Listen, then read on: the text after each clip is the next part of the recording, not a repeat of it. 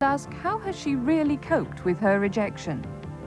We explore the role of her son Mark in shaping Mrs. Thatcher's future, reveal the controversial background of the Hong Kong businessman who's helping to fund her foundation, and we show what Mrs. Thatcher really thinks of John Major and why she believes her legacy is being betrayed.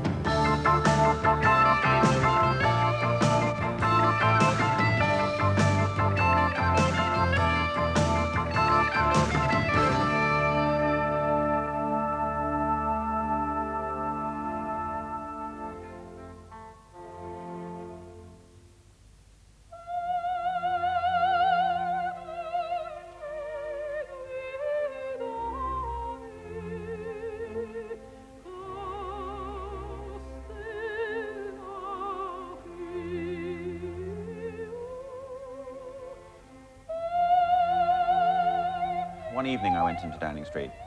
The whole family were there, and Dennis very kindly said, "Would you like to come up for a drink?" I remember she grasped my hand and said, it's rather mundane, I suppose, looking back on it. Grasped my hand and said, "It's at times like this you know who your friends are." I suppose it does seem a bit mundane now. She was very low.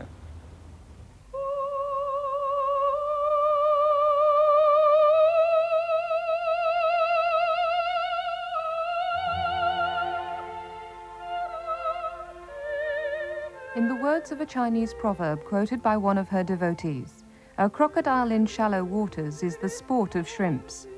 Her leadership had run aground, and the shrimps were her cabinet colleagues. One of the things that did shake her was the number of relatively junior members of the cabinet recently promoted by her, who were deeply indebted to her for their promotion. The way when she needed their help, they just weren't around.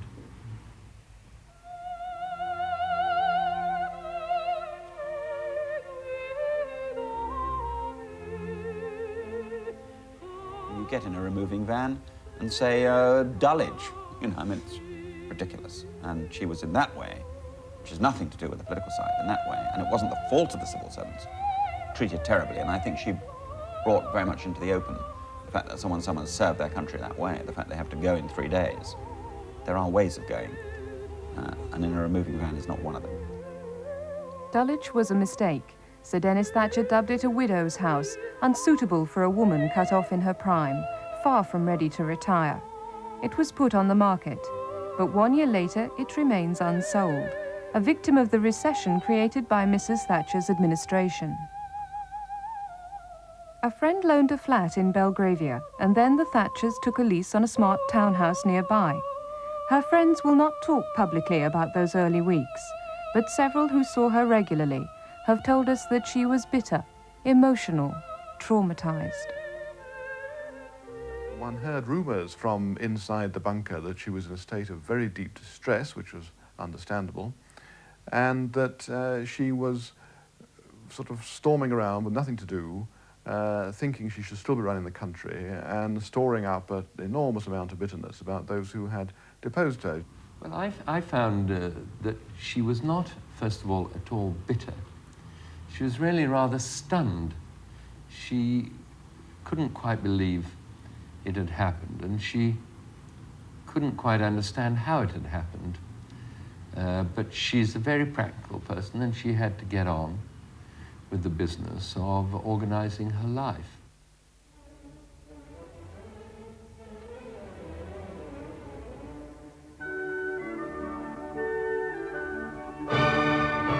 The small town of Bakewell in Derbyshire is famous mainly for its tarts. But early this year, a local man and his wife decided that they literally would sell Thatcher to her appreciative former subjects. They envisaged a limited edition of 1,000 little Mrs. Thatchers in bronze at £138 each, but so far they've only managed to sell 13. It surprised me. It has really surprised me. I did think there would be a hardcore of people who would really, like one. The MPs, we haven't sold one to a Conservative MP. We've had more interest from abroad, actually, than from this country. Indeed, Mrs. Thatcher's cachet, dulled in the old world, glinted stronger than ever in the new. Rejected at home, she relaunched herself abroad and many were happy to pay a fancy price to press her flesh. How having dinner with Margaret Thatcher could be the best $30,000 you ever spent. And don't forget, an evening that starts with "Pass the salt, Mrs. Thatcher," could end with, "Maggie, the next time you and your husband come to Richmond, stay with us."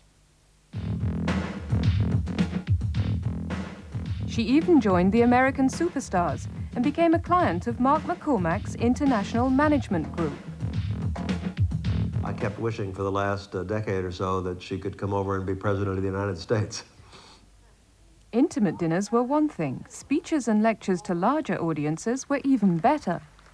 I suppose that you'd be talking $50,000 a speech, I suppose, would be a reasonable average. I suppose there are occasions, if it's a convenient speech at a convenient place for a group she kind of likes, that she might do it for less.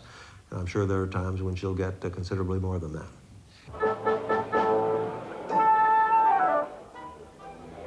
Deprived of the limelight at home, Mrs. Thatcher toured her new constituency in the world beyond. Old and loyal friends in South Africa repaid her constant support in office by offering comfort when she was cast out.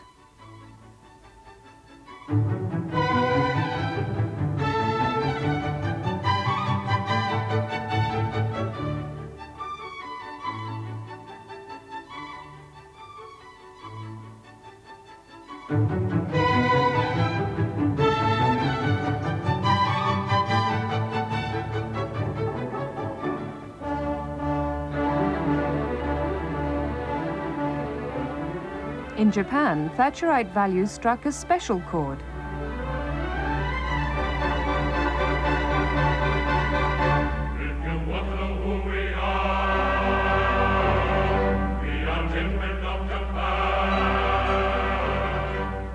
Her recent 10-day trip, organized by her friend Jeffrey Archer and sponsored by the Nippon Corporation, was especially lucrative. The Japanese have three categories of people: women, who are not treated very well, in my view; men, who are treated very well indeed; and gods. And they found it convenient on day one of her arrival to appoint her a god. It seemed to be the easy way out. Mrs. Thatcher enjoyed spreading her message worldwide, but back home a harder task awaited. The pressure was mounting to meet the expectations of a political legend.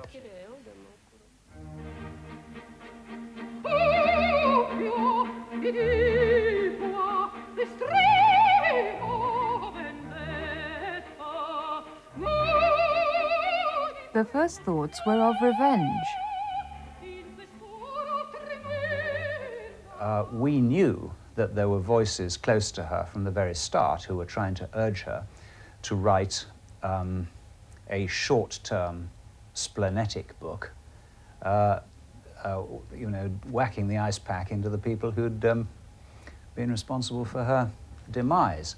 Her period in power was so long, and the challenges that she overcame were so severe that it is a tremendously rich personal chronicle.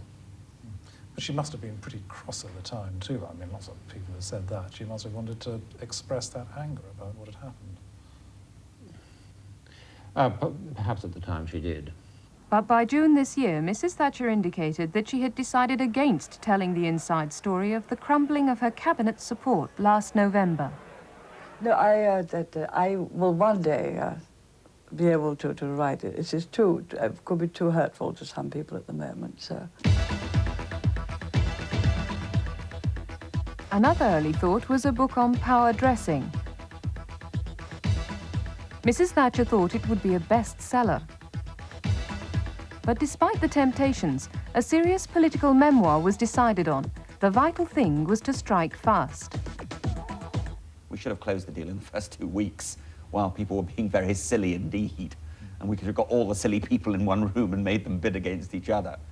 And I think we would have got a silly figure. I would certainly have expected to get in excess of £5 million for world rights in all languages. And maybe if we'd done our job particularly well, somewhere close to £10 million at that point. But indecision reigned. A confidential questionnaire was sent to London literary agents competing to represent Mrs. Thatcher. They felt insulted by the questions. In turn, none were considered suitable for the job. And there was a further difficulty. Mrs. Thatcher was never a writer. Speech drafting had always been an agonizing process. She needed a practiced author, but who? The first candidate was Alan Clark. Can you talk about what sort of discussions you had or what your involvement might have been? Well, I don't like to go into any details. Obviously, they were confidential, but I would have been very proud and delighted to have written her official biography, as I think that would have been a major historiographical work. But Mrs. Thatcher wanted a personal book of her convictions. In early February, as the delays continued, in stepped the man who, more than anyone, would shape Mrs. Thatcher's future.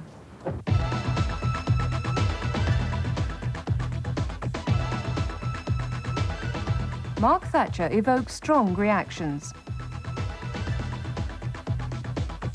Several of his mother's friends have told us they find him arrogant and tactless. He has long been a figure of public fascination. First came the escapade 9 years ago, when he was lost for 6 days during a Sahara car rally. Then came the episode when he was acting as a consultant for a British company in Oman, seeking a construction contract at the same time as Mrs. Thatcher was lobbying for the same contract to go to a British firm. More recently, there have been stories of unfortunate remarks made by Mark Thatcher to some of Mrs. Thatcher's friends. But when his mother was cast out, he was the first to fly home and be at her side.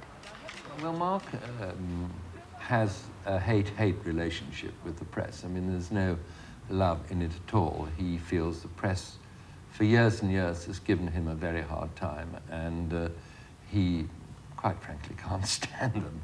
And he finds it hard to disguise it. But Mark has the full confidence of his mother. She really trusts him. And when you've been through what she went through, and a number of people whom you thought you could trust proved not to be quite so trustworthy, then to have somebody in whom you have total trust is vitally important. And I think that Mark has filled a very important role for her. In his wife's home city of Dallas, he has made a multi-million-pound fortune as a middleman acting for a range of companies. His own company, Grantham & Co., is named after his mother's birthplace. Mark Thatcher entered the cutthroat world of the political memoir market. As the months dragged on, 2 players were left, the publishing kings, Rupert Murdoch and the late Robert Maxwell. On June the 4th, Mark Thatcher had a key meeting with Maxwell in the publisher's penthouse office in Holborn. Maxwell seemed to agree to a deal of $8 million, but there was disagreement over the number of books to be written. The deal fell through.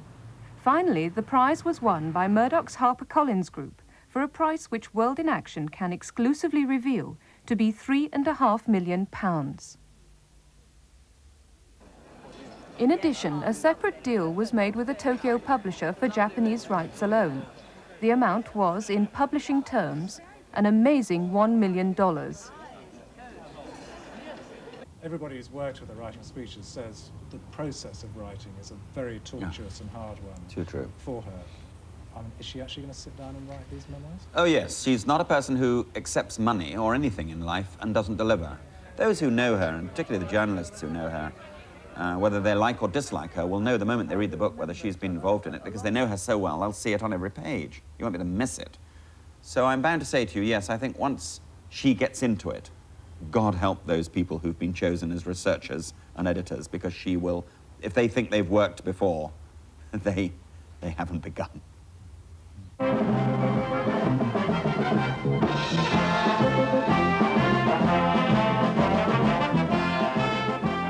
This is the Thatcher Freedom March, specially composed this year by former US Navy Secretary William Middendorf II. It's being played to welcome Mrs. Thatcher to a function of the Heritage Foundation, one of the United States' many right-wing think tanks. Mrs. Thatcher had always talked of carrying on the flame after she left office. The solution was to have her own foundation, formed on American lines, and named the Margaret Thatcher Foundation. It is going to embody all of those things which I've explained and believed in. How to roll forward the frontiers of freedom, how to bring it about, educating people about what it is all about, giving practical help to the people in Eastern Europe who are trying to do it. The foundation was refused charitable status in Britain because of its political aims. In the United States, it is firmly under the control of Mark Thatcher and is seeking tax-exempt status from the Inland Revenue Service in Washington. In its American incorporation papers, Mark Thatcher and his Dallas business partner, David Wallace, are named as 2 of the 3 directors. The Indianapolis lawyer Daniel Evans, who also advises the United States Vice President Dan Quayle, was hired by Mark Thatcher to do the legal work. Mark has been our principal contact. He's provided the information we've needed to file the necessary papers with our Internal Revenue Service. In fact, he's been my principal contact with the foundation over the past 6 months. This September, Mark Thatcher and his mother visited Hong Kong, partly to raise funds for the foundation. At the airport, the Thatchers were greeted by George Magnus, the deputy chairman of a company called Chung Kong Holdings. Its chairman is a leading Hong Kong businessman, Mr. Lee Ka-shing. Ironically, Lee Ka-shing had been visited just 1 week earlier by John Major, to whom he had pledged £100,000 for Tory party funds. We've discovered that Lee Ka-shing also intends to give a 6-figure donation to the Margaret Thatcher Foundation. But Lee Ka-shing has a controversial background. In 1986, a Hong Kong judicial tribunal completed an investigation into allegations of insider dealing by one of Lee Ka-shing's companies. It concluded, as to the degree of culpability to be attributed to Lee Ka-shing, we considered that it was high. In Hong Kong, insider dealing is not a criminal offence. A Hong Kong law journal states that the only sanction is public disgrace. According to its initial brochure, the Thatcher Foundation will promote the principles of economic and political freedom, democracy, and the rule of law. We asked Daniel Evans for the Foundation's policy on donations. The board of directors will decide if any particular contribution is unacceptable. Since the corporation is not yet authorized to receive contributions under U.S. law, there have been none offered and none received, and therefore none accepted or denied. We asked Foundation Director Mark Thatcher whether Lee Ka-shing was a suitable prospective donor. He sent this reply: "As you have previously been informed, I do not wish to speak to you, nor do I have anything to say to you. Goodbye." Well, no one told me about her. What could I do? Well, no one told me about her. How many people cried? But it's too late to say you're sorry. How would I know? Why should I care? Please don't bother trying to find her. She's not there. When it actually happened, here was she suddenly out of number 10, and this young man was in number 10. And so both their feelings, because they're human, must have changed. One must have said, "Oh, blimey, what is that young man doing in number 10 when I ought to be there?" And the other one must have said, "The last thing I can afford to do is to be seeing her every 10 minutes, because then people will say, who is running this government? Mrs. Thatcher from the other side of the street?" And so both, in my view, were put in a precarious position. Now, I feel, and it's only a personal feeling, that they're not helped by those who are surrounding them. There are people in the Thatcher camp who, for private reasons, wish to harm John Major. And there are people in the Major camp who wish to keep away Margaret Thatcher. And I believe that they're both harming. Mrs. Thatcher's real view of her successor has been the subject of intense speculation. We have been told by 3 separate sources, all extremely close to Mrs. Thatcher, that she is disappointed and disillusioned with him. Some people have told me privately that at times, in private, she's expressed a degree of disappointment and disillusionment with Mr. Major, not quite the man I thought he was. Is it fair to say that at times, in private, that's happened? I think, one isn't blaming the media, but everything he does and says is crawled over for evidence that he's trying to get away from her policies and her approach. When you read that all the time, that can have an effect on you. And I think there may have been times when she was tempted to believe it. Recently, Mrs. Thatcher opened the new offices of Vernon's Pools in Liverpool. But splashing out with public money goes against all her instincts. To close associates, she has berated the government's increases in public spending, which will lead to an estimated public deficit of £19 billion. Mrs. Thatcher believed in balancing the books, and here she believes her legacy has been betrayed. She cannot understand how Mr. Major, who was appointed Chancellor under her tutelage, can be allowing such a U-turn. One of the few journalists with close access to Mrs. Thatcher's views is Simon Heffer. People say she can't get used to being the ex-Prime Minister. I think she's well and truly aware she is the ex-Prime Minister. I think that she does have that residual loyalty to her party.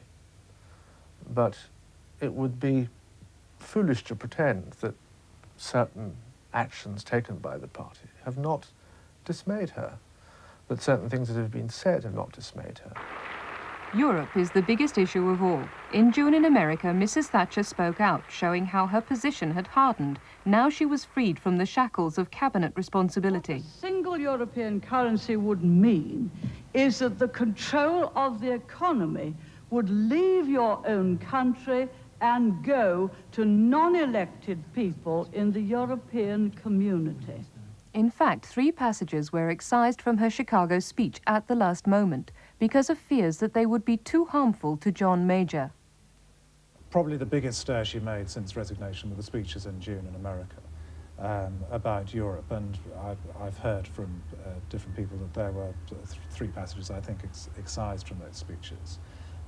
How much greater impact would have her unbridled views in those speeches have made? It made enough impact as it was. Well, it would have made a little more impact. The very fact that you say that 3 passages were removed is its own impact, because people always wonder what those passages say. In the missing passages, Mrs. Thatcher said that Britain should, at all costs, use her veto to prevent a single European currency, and that she would vote in the House of Commons against any move towards a single currency or federalism.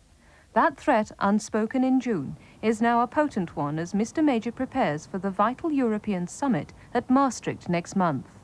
There are issues which come above party, like Europe, and she will not regard it as a deliberately destructive act if she were to speak out about revisionism on her line on Europe. And if that happened to split the Conservative Party, which I am sure would not be her aim, I feel she would regard that as an unfortunate consequence.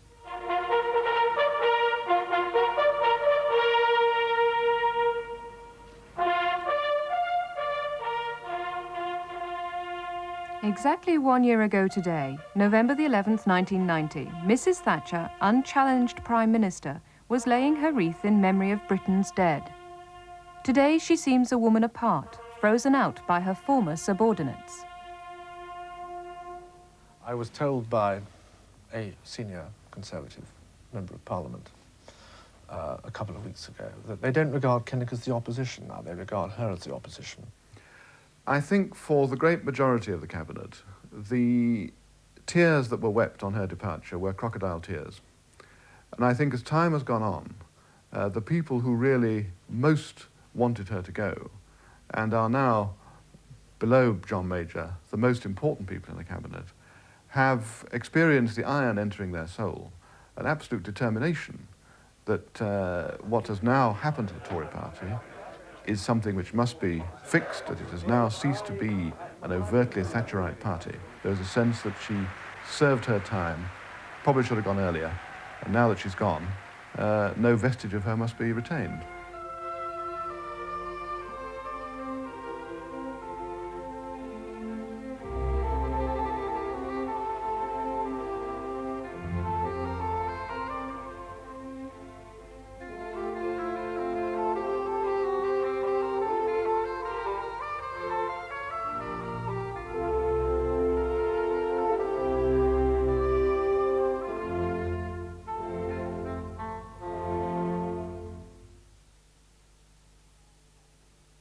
No power on earth will get me on a cruise. But she who must be obeyed gets her own way, as usual.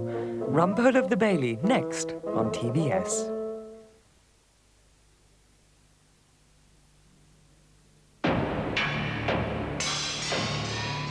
The latest Black & Decker hammer drill is a little different. It's got a powerful double-level hammer action, 2-speed gearbox, and variable speed for screw driving. But the real difference is this hammer drill is cordless. Black & Decker. In cordless technology, we have the lead. Olympus camera, only £109. Sony radio cassette, only $47.50. Alba VCR... For low, low prices this Christmas, Argos takes care of it. No, I won't give Ronnie Kidrillthwaite a kiss. Go on. No. Go on. No. Not even for a dairy slice. Oh, all right then. How do you clear a blocked nose? With a decongestant pill or with Vicks Sinex? Because Sinex goes straight to your nose, it goes straight to work. A decongestant pill works too, but it has to get into your system before it gets to work on your nose. And the one that usually lasts longer is Sinex. Works in seconds, lasts for up to 8 hours. I may have sensitive skin, but I found a moisturizer that helps keep it looking young. Oil of Ulay hypoallergenic. What else? The Vat Man. That's all I need. Bad? Bad. The Vat Man is to the entrepreneur what Ronnie Corbett is to sumo wrestling. Minder. This is TVS, now the best in ITV drama for this evening, with Rumpole of the Bailey.